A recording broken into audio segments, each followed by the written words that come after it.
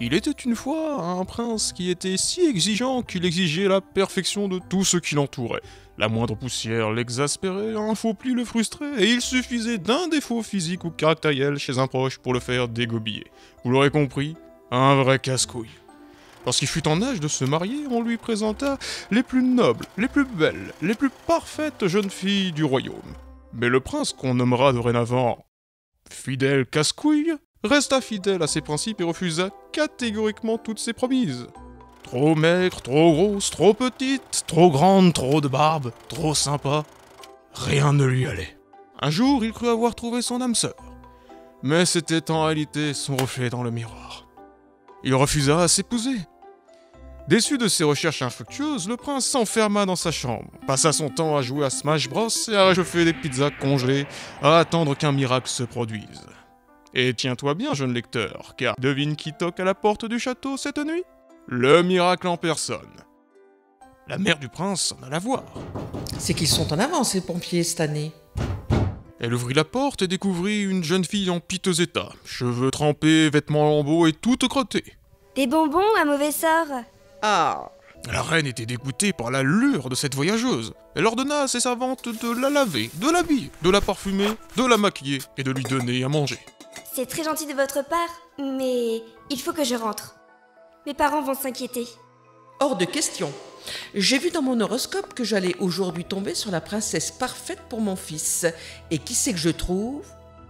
Une boulangère ? Non, non, non ! Regarde-toi, tu es une princesse, une vraie de vraie, celle qui parle aux animaux et qui vit dans un donjon. Je suis une princesse ? À la bonne heure. Je suis fatiguée. Je pense quand même rentrer. Il y a des lits ici, à plus savoir quoi en faire. Qu'on lui prépare sa chambre !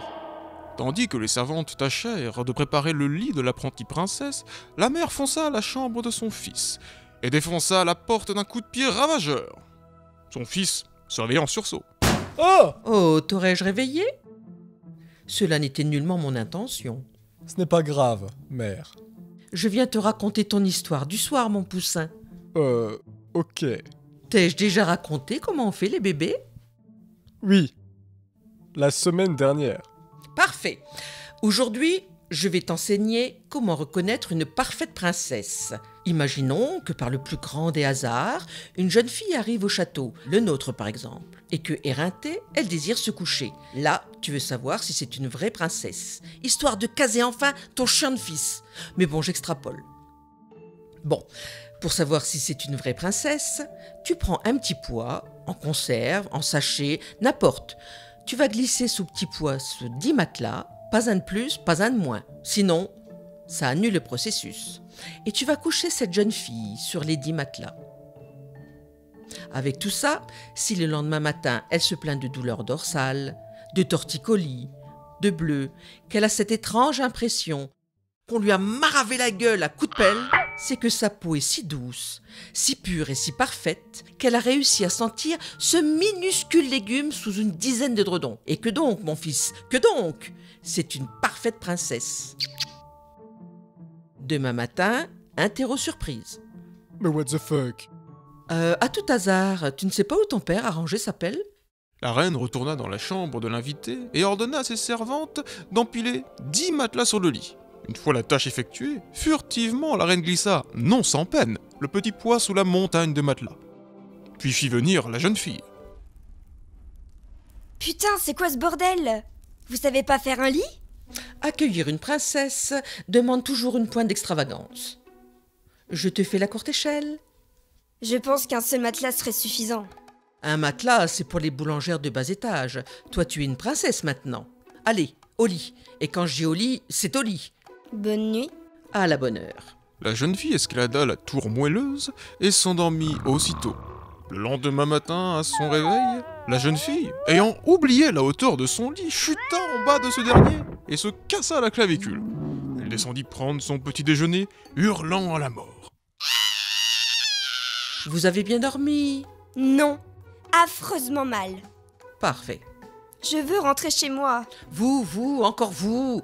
Moi aussi j'existe, et mon fils alors ? Je ne vous l'ai même pas encore présenté. Le prince, sur son cheval blanc, arriva dans la cuisine. Il défit le casque de son armure et lança une tête de dragon sur la table. Mère, qui est-ce? Vois, mon fils, c'est une princesse qui a dormi ici cette nuit.